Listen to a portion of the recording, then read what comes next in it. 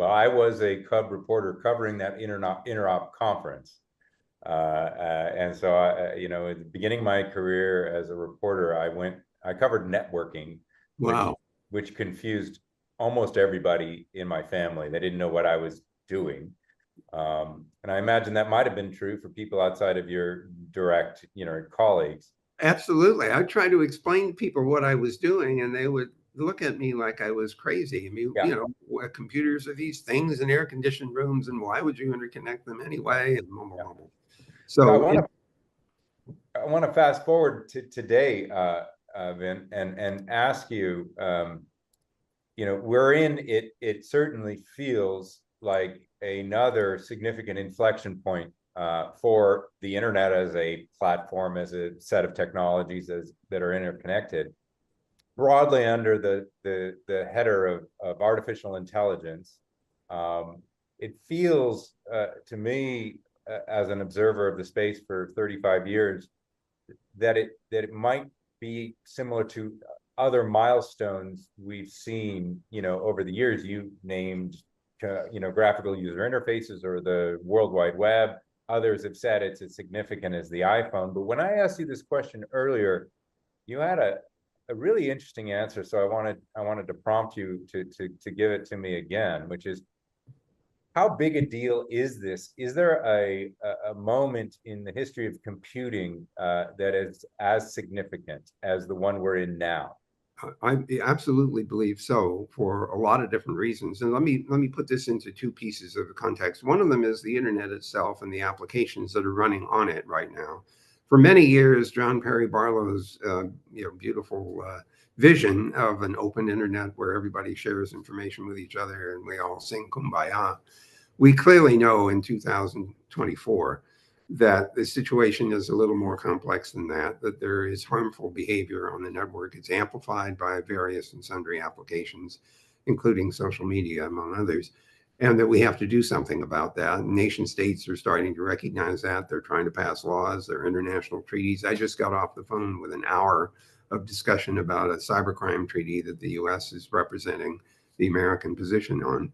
So it's well recognized that this system is, I won't say out of control, but I would say that there is increasing concern about the potential hazards and harms that this online environment creates. So that's one kind of state of affairs. The second thing, with regard to the state of computing right now, for many, many years, two of my colleagues, Dave Patterson and John Hennessy, who's the chairman of the board of Google, in their independent roles at Stanford and Berkeley, came up with what's called the reduced instruction set computer, the RISC design. And that has been the workhorse of the design of computer chips for years and years. We have reached a point now where specialization and heterogeneity is our friend, and we are deeply dependent on specialization in order to achieve increased gains in computing capability.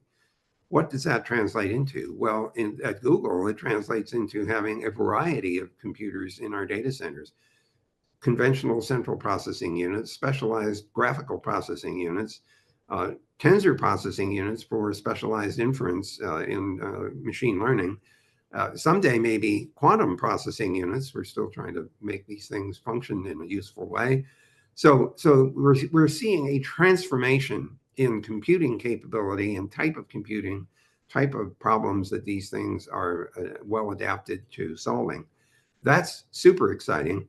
The large language model aspect of machine learning has triggered yet another highly speculative view of what machine learning and artificial intelligence can do.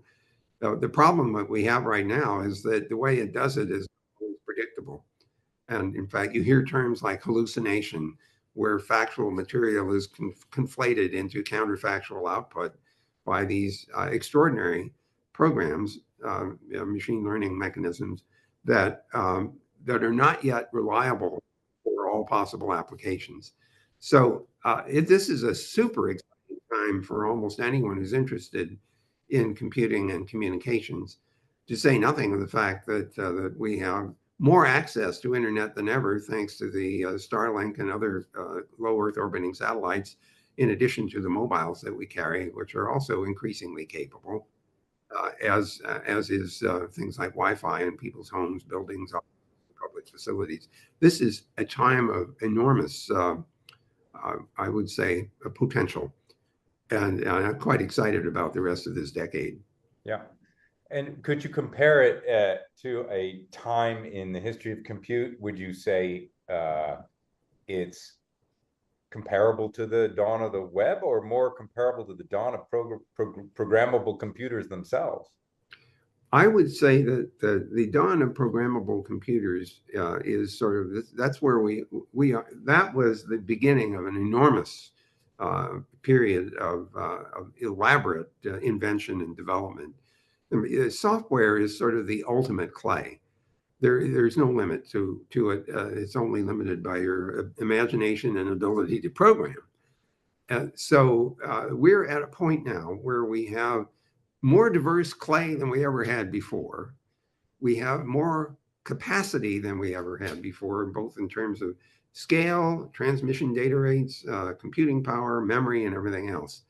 So from my point of view, the sky is the limit for new applications of these kinds of devices. So I'm as excited in this period as I would have been, I think, in the earlier time when computing first rolls out in commercial form in, say, the 1950s.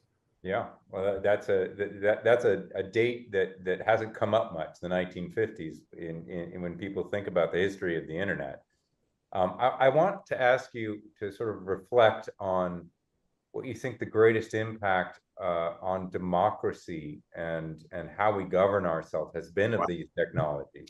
Well, many of us had hoped that democracy would be enhanced as a consequence of the internet's existence and all the devices that it can service, our ability to reach information at our fingertips, which I still think is astonishing. I mean, I was sitting at a dinner party last night in a fancy restaurant. A question came up. Somebody pulled out their mobile and did a little Google search and got the answer. And, there we are. And, 50 years ago, you would never imagine it was possible to do that. You get up and, run off to find the Encyclopedia Britannica to get answers. So the fact that we can do that is still very remarkable from my point of view. However, we're also faced with all of the potential hazards of misinformation, disinformation, the fragmentation of discussion into these, what do you call it, confirmation bias vacuoles. And it's the groups of people that believe in certain things and they only look at the evidence that reinforces that belief. It creates polarization. And to say nothing of all of the various real harms that take place, whether it's ransomware or malware or denial of service attacks or other kinds of fraud and abuse and everything else. So we are in a fairly contentious environment right now. And the natural reaction is to try to get control of that somehow. So that's why you see a lot of legislation being passed and debated and discussed. I worry that we don't have a depth of understanding of the dynamics of all this technology that would inform our choices of legislation and law. Even if you pass a law, can you actually enforce it? Right. I have to tell you, back in the probably early part of the 20th century, probably in the mid parts of the 20th century, there was a little French village that had a lot of vineyards. And the mayor decided to have a law passed that said no UFOs were allowed to land in the vineyards. So 50 years later, they had a great celebration that the law was effective, that no UFOs had landed in the vineyards in the past 50 years. This is a classic category error on the part of the legislators. So we still lack, I think, a firm understanding of what kinds of laws make sense and how they'll be enforced. And we were discussing it earlier, Vint. You mentioned something that I wanted you to unpack when it comes to thinking about how to create legislation, say on the impact of artificial intelligence on society. You said you advocated for focusing on use and not on the Yes. technology themselves. Yes. Can you say a bit more about what you mean by that? Yes, thank you. This came up in the context of artificial intelligence and machine learning and the large language models. These are startling inventions.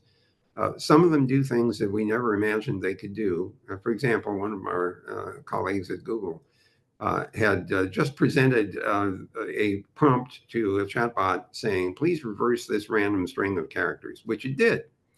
And then it said, oh, by the way, here's the Python program that does that. Now, none of us were expecting it to go write a Python program, and it worked. So there are things that these complex systems can do that we didn't anticipate. The problem is that we don't understand this deeply enough to write rules about how they run and how they work. The better tactic, in my opinion, is to say, well, what are people using these for? If it's pure entertainment, that's fairly low risk. You give it a prompt, it produces. I asked it to write a story about an alien that got into my wine cellar and was surviving on my Cabernet Sauvignon. And it wrote a little story about a Martian who'd gotten into the wine cellar. And I considered that to be innocuous. Now, there are arguments about the use of these technologies for generating entertainment, which might run into some intellectual property problems. For example, if you use a famous person's face or voice or whatever, without their permission, there's some questions about whether you should be allowed to do that or not. But setting that aside, the entertainment side is relatively innocuous. But as you start working your way up the risk factor layers, when you get towards the top, you're talking about financial advice, medical diagnosis, and medical treatment. The last thing in the world you should do is use a chatbot to get advice about investing unless there's some evidence that the party who put that thing together has actually taken significant steps to prevent it from giving you bad advice. Right. And of course, I'm not sure even now what evidence you would offer to say that you protected against that. Right. Other than perhaps that organization's willingness to take some liability, I suppose. Well, yeah, exactly. And so that raises really interesting questions about who's liable for what. It's just like the argument about when the self-driving car runs into something, who's liable. And I don't think we have good answers to that yet. Yeah. A lot of the discussion around these topics of how do we regulate, should we regulate AI, tend to focus on the negative case. But I wanted to ask you how you think these new technologies might help us be better citizens, better at governing ourselves. How can AI strengthen democracy? Well, boy, that's a good question. Again, the worry that I have is that if you use an artificial intelligence large language model to ask questions and get answers back, the problem that I foresee is that you may not be confident that the answer you got back is valid. And so we still have a lot of work to do to find a way to verify that the output from this bot has validation, has, what is the provenance of the information that it used in order to compose the answer. Just to give you an example of the trickiness here, I asked it to write an obituary for me, thinking that that was a well-defined form, that it would have encountered obituaries in the course of imbibing much of the World Wide Web. So it did produce an obituary, and the format was as you would expect. We're sorry Dr. Cerf passed away. It gave a date, which I found slightly unsettling. Was it in the future? Yeah, well, yeah, but not far enough. So then it produced a rendering of my career. But while it was doing that, or when it did that, it gave me credit for stuff I didn't do, and it gave other people credit for stuff I did, which was disappointing. And then when it got to the remaining family members, it made up family members that, as far as I know, I don't have. So the problem we run into is that if we would like to use these as important sources of information that we use to exercise our democratic rights to vote, among other practices, we really need help figuring out whether or not the information we get back is valid. And of course, a big problem that humans have is that confirmation bias is quite natural. If the thing comes back with stuff that I believe in, even if it's wrong, I'll accept that. So we still have work to do to figure out how to make these kinds of systems produce reliable and verifiable output. My one of my favorite scenarios here is that if you asked a question and you got back an answer, you should be able to ask more questions about getting validity, like what information was used to compose the answer? Can you show me the websites that might have been sources of content? How can are there any corroborating assertions from sources that I would trust? So there are a bunch of things that I would wish that we would do. Now, a lot of people don't want to do that because it takes work. And it's an illustration of critical thinking. Yeah. Where you Yeah. ask, where does this stuff come from? Is there corroborating evidence and so on? So I now believe that critical thinking may be an important skill that we should employ in order to make use of these advanced mechanisms in our pursuit of democracy. But we need to be smart about the way we use the data. Well, an audience member just mentioned that he's tried that with ChatGPT and it made URLs up. And it is interesting how Google, where you now hang your hat, really was built on this citation, almost academic citation framework. The citations were links, of course, and you had to be careful about whether or not you believed what was on the page that was linked to. Absolutely. But And at therefore least, you needed critical thinking, right? yeah. But this has been a problem so far, the opaqueness of these systems, and I think that's what you're referring to. And I'm a big supporter of figuring out how we can get more Well, transparency into the system. as do I. I mean, people need agency in order to exercise this critical thinking. So the designs of these systems need to take into account a desirable property, which is that it is capable of responding to you by telling you what the provenance of the content is. And you can then decide, perhaps on your own, whether or not you accept the provenance as an indication of accuracy of what comes back out. Yeah, yeah. So I Well, want to go I'm back. sorry, just to suggest something. I harp on this critical thinking thing all the time, and I finally realized that you could boil this down to an internet driver's license. Think about what we do with teenagers. We run them. We insist that we run them through these training programs, and we show them what car crashes do, and to people and to property and so on. We warn them that other drivers are less competent than they are, and they should drive defensively, and all this stuff. We even give them a test before we give them a driver's license that lets them drive the car. Now, I'm not arguing that the people should necessarily pass a test before they can use the internet, but I do think the kind of training that we do to help people be safe on the road could be an analog of that, could be helpful to people who are going to use the internet so they are aware of the risk factors Yeah, and how to cope with them. yeah, yeah. I think that's sort of a literacy, if you will, In a sense, yes. yeah, absolutely. I want to ask you a question, then there's sort of a follow-up that I noticed from one of the esteemed members of the audience, Esther Dyson.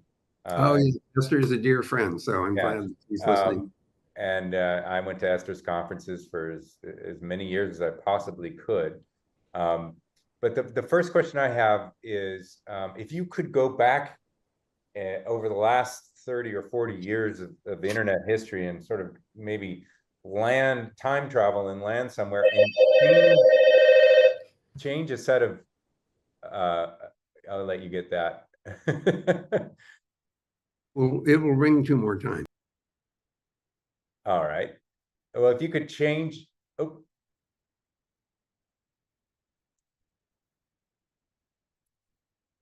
It's a politician asking for money. Normally, I answer in Russian, then they hang up. if you could go back in time and change something, that maybe a decision that was taken or a path that was embarked upon as it related to something in the internet's structural or technological or social history, what might it be? Well, the first obvious one is that I would start with 128 bits of address space instead of 32. But I can just imagine, my 80-year-old self whispering in the ear of my 30-year-old self, you're going to need 128 bits of address space. My reaction back then would have been, are you out of your cotton picking mind? That's more than there are electrons in the universe. And of course, at the time, we went through some reasoning and said, for development purposes, the 32-bit address space should be more than enough. We're not going to have more than, say, 256 of these experimental networks anyway. And if it ever did get out, that's 2 per country. That ought to be enough for competition. And then we allowed for 16 million computers in each network. And at the time, 1973, computers were these big, honking big pieces of equipment in air-conditioned rooms, and they didn't get up and run around and so on. So I don't think that I would have been able to sell the idea of 128-bit address space at the time that we were Right, doing. right. So even if I believed what I was hearing from my 80-year-old self, I would have had trouble selling that. Some people have said, why didn't you put more, security into the system? And once again, I don't think that would have worked very well. The people who were designing, building, and using the system were graduate students for all practical purposes, and they are not the first cohort you go to find disciplined use of cryptographic keys. They get distracted by homework and final exams and dissertations and so on. And so, even though I was working with the National Security Agency on secured versions of the system, using link and end-to-end packet crypto, which, by the way, we had to invent packet crypto in order to get this to work. That was not a scenario. That was a scenario that made sense for the Defense Department, but it didn't make much sense at the time that we were doing the development. Now, today, that's a whole other story. And you notice that people who use the World Wide Web almost exclusively use HTTPS for end-to-end cryptography to protect the integrity of and the confidentiality of the exchanges that are taking place. There's no doubt that that's important and needs to be, in fact, emphasized increasingly, to say nothing of digital signatures to authenticate origins and integrity of, bit integrity of the content. So here's the follow-up from Esther. This is specific to the Internet Corporation of Assigned Names and Numbers, where you helped get that organization spun up and funded, and were chair for many years. Esther's question is, what do you see as the greatest success and the greatest failure of ICON? Well, first of all, Esther was the first chair. And I was present at the board meeting where she was elected chair, and she served the organization well for the time that she served in that position. I succeeded her in the early 2000s. So I would say that the greatest success is it still exists. It had extracted itself from government oversight, which was a thorn in the side of most other countries other than the U.S. And the internet continues to work. The domain name system works. The IP address allocation system works. I wouldn't call it a failure exactly, but I will say that it is a barnacle encrusted institution. The solution for almost everything is to create a new committee or a new support organization or some new procedure or what have you. It is a very complex and in some cases confusing system. But in spite of all that, it is, I think, quite astonishing that the internet continues to function in spite of the evolution, which has grown on almost all dimensions by about 7 orders of magnitude. The system is 10 million times bigger than it was when it was first turned on in 1983. In almost all dimensions, number of computers, number of users, bandwidth that's available in the optical fiber networks, and so on. So it has survived, and we need to give it credit for that. On the other hand, already alluded to some of the challenges that we see in this online environment, socioeconomic challenges in particular, political challenges. ICANN is not the place to solve any of that. It is not a content focused organization. It should not be, in my opinion. It's there to make sure that the basic naming and addressing infrastructure works to assure that the names and the addresses are uniquely assigned. But the application space is outside of its purview, Right. and it should resist being drawn into that side. It's already complicated enough as it is. Yeah. A reminder to those on the stream, you can put questions into the chat while Vint speaks Russian to another politician. Yeah. Uh, by the way, I'm going to ask you to do your Freud bit later, Vint. Yes, I'll do that. Okay. But we have a question from Gentry Lane. State-sponsored persistent cyber aggression on civilian infrastructure is rendering cyberspace untenable and threatens the continuity of critical goods and services. Is cyber conflict an intrinsic component of the internet? Uh, so I think the answer is not that it's an intrinsic component of the internet, it is an intrinsic component of human society. We will find new battlefields, and at this point, the internet and the World Wide Web represent a new battlefield where conflict can occur. And it occurs between nation states, it occurs between interested parties, criminal elements, and the rest of society. It is a place in which competition takes place among various corporate entities. So it really is another space in which this kind of conflict can occur. I mean, we have air, land, sea, and now we have this virtual environment. And that, of course, is a challenge because we would like, I think I would like anyway, to make it less likely that that space is harmful to be in. And in order for that to be a true statement, well, we need to have international agreement and cooperation about what's acceptable and what is not acceptable behavior online. And speaking even more broadly, forget about the online nature of the internet. The software world is enormous. And even without networking, we still rely unbelievably heavily on programmable things. I mean, when you think about your mobile, for instance, we use it, those of us who have them, and that's a significant fraction of the world's population, rely on them for an amazing number of things. And you get cascade failures that can happen. Right? If I'm going to log in to a service online, sometimes I'm going to need to log into my mobile in order to get a second password or a second authenticator from the site that's serving me. So I use my username and password, and it says, well, I don't trust that, so I'm sending you something on your mobile. If you can't log into your mobile, or if you get logged into the mobile but it doesn't have service, then that's not going to work. Right. And then you can't log into your email. If you can't get logged into your email, then you can't get the message that's going to save your company from going bankrupt. And that's sort of an extreme cascade failure. But I'm nervous that we rely so heavily on these things. I would really, frankly, wish that other devices besides the mobile could be used to satisfy these various functions. So my laptop and my desktop or my pad or something could be an alternative to the mobile for a lot of these functions. But unfortunately, that's not the case. Yeah, yeah. I'm curious if you could wave a wand and implement one global rule to make the internet better or perhaps to govern AI in a way that you think would be beneficial. How would you use that one wish? Wow, I'm not sure that I can boil it down to using Harry Potter's wand to make the world better. Let me suggest this is controversial, and it would be interesting to see if anyone wants to joust on the topic.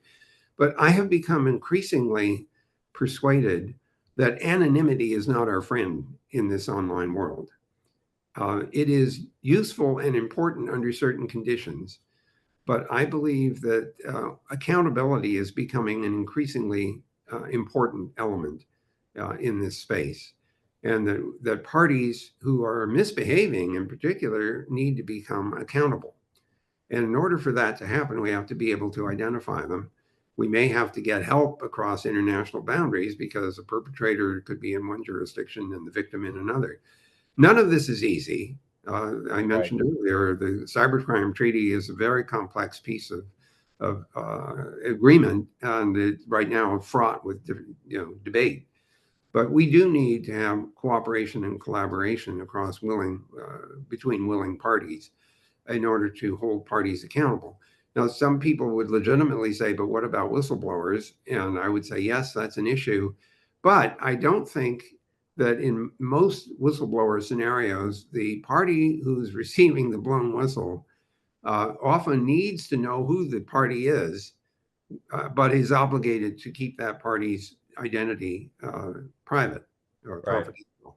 So we know of reporters, for example, who have gone to jail protecting their sources because that is an ethic which is very common in high quality journalism. So I think in that particular case, the party to whom the whistle was blown may need to know who that party is and to add validity to the report that's coming. So I think identity and accountability are very much combined together. I also think, though, that there is an agency element to all this. In addition to holding parties accountable, we have to give the users of the system, whether it's people or companies or countries, agency to protect themselves.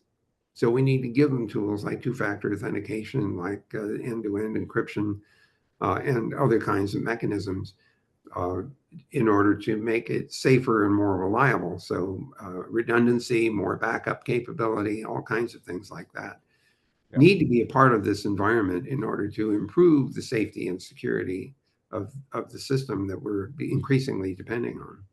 Are there any governance models that are emerging right now that you see? For example, there are some pretty robust ones coming out of the EU around artificial intelligence that concern you, and if so, why? Well, you picked the EU and artificial intelligence, which is a toxic mix. Uh, First of all, my view of the EU, with no disrespect intended, is that they tend to look at new environments, new technologies, and they say something bad might happen. We have to regulate it. And in America, it's a little different. It's sort of like something bad has happened. We need to regulate it. So the Europeans tend to get out in front, and in some cases, that's arguably a useful thing, like the general data protection rules. Although it's my view that those general data protection rules have run afoul of law enforcement because law enforcement needs to know, and the data protection rules say, no, you don't. And so you often end up with these peculiar conflicting regimes that somehow need to be resolved. So I think trying to literally regulate artificial intelligence or machine learning or large language models is premature because I don't think we understand well enough what the rules should be to constrain their misbehavior. That's why earlier I was arguing that we should look at the applications and say whether or not the parties offering applications based on those technologies should show evidence of safety for the consumers of those applications when they're in the high risk space. Now, that might imply, as I think you said, that the party offering those services should be ready to assume some liability in the event that the high risk thing uh, causes harm. Yeah, yeah. Well, as long as we're talking about potential harm, I'll raise Adam Sullivan's question, which has been hanging out in the chat for a minute, which is related to artificial intelligence, generalized artificial intelligence. The question is, how close are we to the singularity? Well, it depends on who you ask. And of course, my colleague at Google would tell you that the singularity is nearer. In fact, his latest book is titled that. His original book was The Singularity is Near. Now he's saying his most recent book is The Singularity is Nearer. He makes a very, very potent This is argument. Ray? Yes, Ray Kurzweil. Yeah. Thank you. Sorry, I should have said that. So his latest book, which I read recently, is pretty persuasive. I will say that the metric by which we might understand where we are in terms of singularity is not just the number of components in the system, it's the connectivity. The brain doesn't work very well without extraordinary connectivity. I mean, some nerves have 10,000 interconnects with other nerves. So we don't fully understand all that yet. So I don't think that we are quite as close to the singularity as I would imagine it. However, what we have seen with the large language models is the capacity to do stuff that we would not have imagined these systems could do. Even if they are faulty at it, they are still doing pretty remarkable things. So the Turing test, as it was previously formulated by Turing, is no longer a very useful test. In fact, I would suggest for consideration that the fact that a large language model can pass the written bar exam or pass the, what's the other one, the bar, oh, and the medical exams, does not make a bot a doctor or a lawyer. Right. And so this verisimilitude of human discourse that comes out of the large language models should not be misunderstood as capacity to act in these special professions. And so we now need, we now need different and better metrics for assessing the capability of these kinds of large language models or whatever comes from that. I think some people, including me, believe that the large language model formulation is inadequate to doing things that you and I would agree are comparable to human conduct. It can do things that we can't do. For example, it can handle 100 languages, and it can do so with a certain degree of reliability.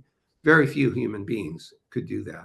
And there are a number of other things that these large language models are capable of doing at scale that you and I can't do. But that does not mean that it can do some of the things like being a doctor or being a lawyer or some other professional. Right, right. As we sort of round in the last few minutes here of the hour, I do want to maybe cast our eye forward a bit. There's a question from Jay Allen in the audience. You briefly touched on quantum computing, but Jay Allen asks, what will the eventual effect of quantum computing, what might it be on the internet? Will the positive effects outweigh possible negative ones? Well, first of all, I'm very excited about quantum computing. And of course, Google has made considerable investment in designing and building this particular kind of computing engine. They are best at certain classes of problems like optimization.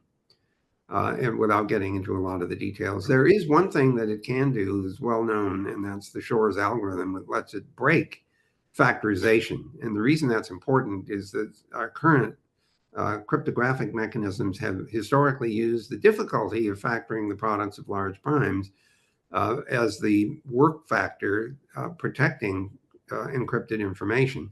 Now, we can keep increasing the keys to defend against a quantum attack, but eventually that won't work. And so the National Institutes of Standards and Technology have already invited propositions for new encrypting algorithms and digital signature algorithms that do not suffer from the possibility of a Shor's quantum attack.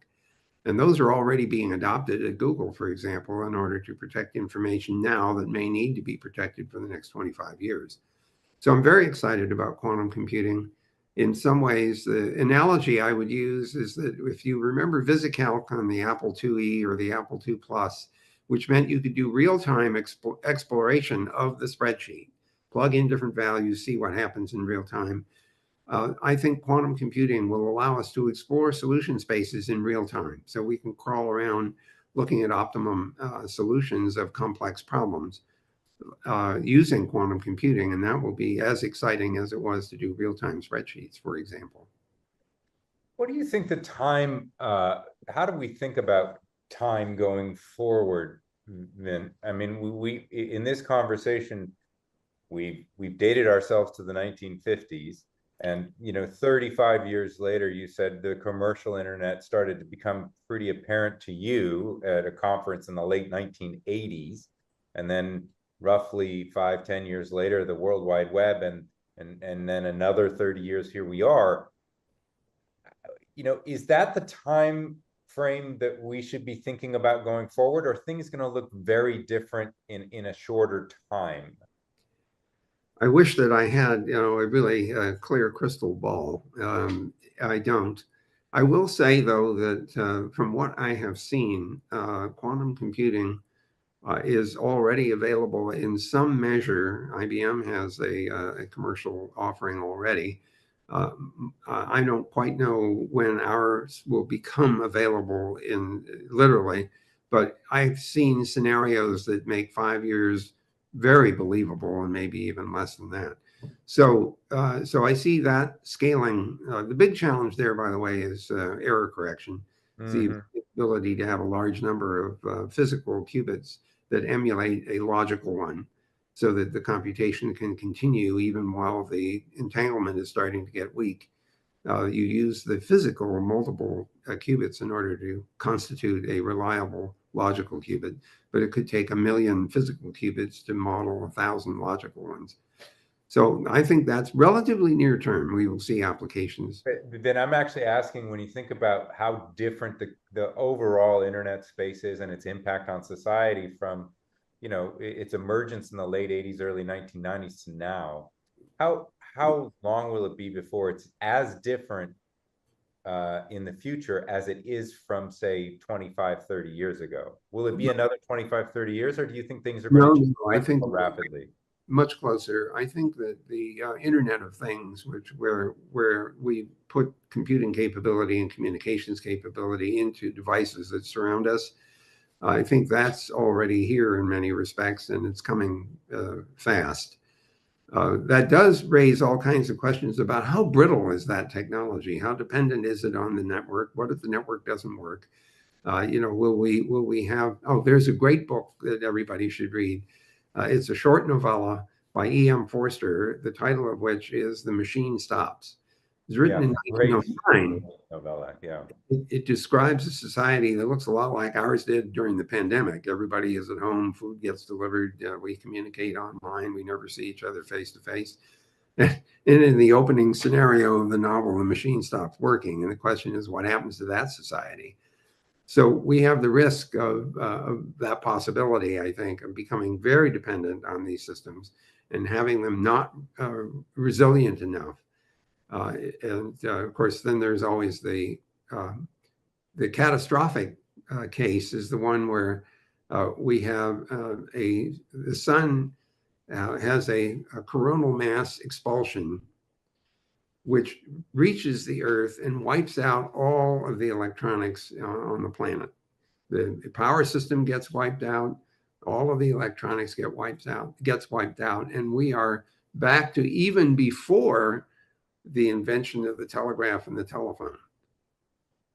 Well, now we're describing many of the main, plot features of the largest blockbuster science fiction movies. Yes, exactly.